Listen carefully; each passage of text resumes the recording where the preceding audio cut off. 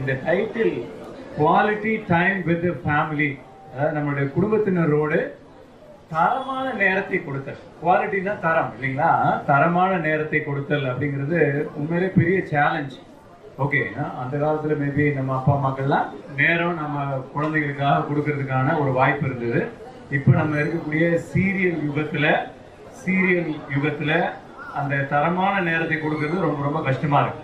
So நான் counselling கொடுத்த ஒரு அனுபவத்திலிருந்து ஜஸ்ட் ஒரே நிமிஷத்தில் ஃபாஸ்ட்டாக ஒரு இது கொடுக்குறேன். ஓகே, ஒரு பெற்றோர்கள் மீட்டிங் சென்னையிலே ஒரு மிகப்பெரிய ஒரு பள்ளி.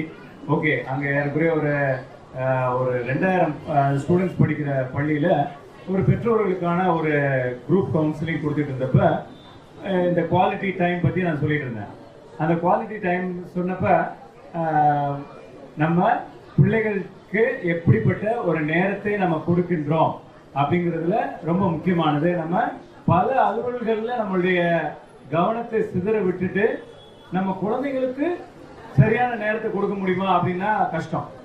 அப்போ அதை பற்றி நான் பேசிட்டு இருக்கும்போது ஒரு அம்மா அந்த கூட்டத்திலேருந்து எழுந்து ஒரு அருமையான ஒரு இது சொன்னாங்க. என்ன மாதிரினா, என் பிள்ளை ஒரு நாளைக்கு ஒரு சர்டிஃபிகேட் கொண்டான், ஏதோ ஒரு இது வின் பண்ணியிருக்கிறான் அவனுக்கு.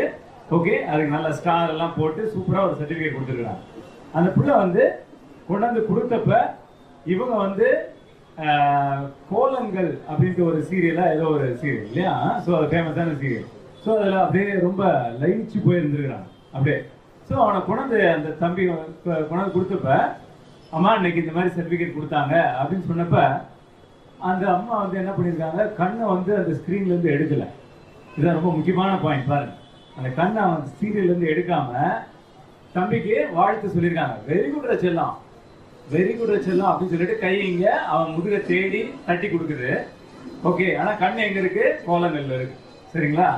அந்த அந்த குட்டி தம்பி உடனே என்ன செஞ்சானா, அவங்க அம்மா கழுத்தை திருப்பி, அம்மா என் கண்ணை பார்த்து பேசுங்கம்மா, என் கண்ணை பார்த்து பேசுங்கம்மா அப்படின்னு சொன்னாங்க. அது சொல்லும் போதே அவங்க அழுதுட்டாங்க. ஓகே, ஜஸ்ட் தேர்ட் ஸ்டாண்டர்ட் படிக்கிற குழந்தைகிட்ட இருந்து நான் கற்றுக்கிட்டதை எல்லாருக்கும் முன்னாடி நான் சொல்கிறேன் சார் அப்படின்னு சொல்லிட்டு அந்த அந்த குரூப் கவுன்சிலிங் செஷனில் அவங்க அந்த பெற்றோர் சொன்னாங்க.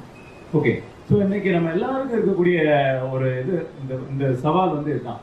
ஆக்சுவலாக என் பிள்ளைக்கு நான் குவாலிட்டி டைம் கொடுக்குறேன் அப்படின்னு சொன்னால் அவனோடு நான் சேர்ந்து பயணிக்கிற விஷயம், அதில் ரொம்ப சிம்பிளான ஒரு விஷயத்த அந்த குழந்தை எப்படி சொல்லி கொடுத்துருப்பாருங்க, கண்ணு பார்த்து பேசும். நிறைய நேரங்கள் நம்ம அதை செய்யறது, நிறைய நேரங்கள் செய்யறது, புரியுங்களா? அதனால தான் குழந்தைங்களும் கொஞ்ச நாள் கழிச்சு அவங்களுக்கும் போர் அடிச்சிருக்கு. அம்மா பிஸியாக இருக்காங்க, அப்பா செல் நோண்டிகிட்டே இருக்காங்க, பேச்சு மட்டும்தான் வரும், கம்யூனிகேஷன் பேச்சு கமாண்ட் மட்டும்தான் வரும். சாப்பிட்டியா? ஓகே, சரி, அங்கே எது வச்சிருக்கேன் பாரு, எடுத்துக்க அப்படின்னு சொல்லிட்டு எல்லாமே நம்ம. ஸோ என்னைக்கு நம்ம கண்களை பார்த்து பேசுகிற ஒரு சின்ன பழக்கத்தை நம்மளுடைய வாழ்க்கையில் நல்ல ஒரு கான்ஷியஸாக, அதாவது நான் செய்யணும், என் பிள்ளையோட கண்கள் வழியாக நான் நிறைய உணர்வுகளை புரிஞ்சிக்கலாம் அப்படிங்கிற ஒரு தெளிவோட நம்ம அதை செயல்படுத்த ஆரம்பிக்கிறோமோ, அதுதான் நம்ம குவாலிட்டி டைம், ஃபேமிலியில் குவாலிட்டி டைம் ஸ்பெண்ட் பண்ணுற ஃபர்ஸ்ட் ஆக்ஷன். அதான் ஃபர்ஸ்ட் ஆக்ஷன். ஸோ இனிமேல் நீங்கள் இதை கான்ஷியஸாக செய்யறதுக்கு பாருங்கள். ஒருத்தர்கிட்ட நம்ம பேசணும்னாலும் கண்களை பார்த்து என்னால் பேச முடியுதா? என் கணவர்கிட்ட நான் பேசுகிறேன், என் குழந்தைகிட்ட நான் பேசுகிறேன், என் மனைவிட்ட நான் பேசுகிறேன், யாருனாலும் சரி, கண்களை பார்த்து நான் பேச ஆரம்பிக்கிறப்ப நம்ம இதயம் ஒன்றிணையும். நன்றி.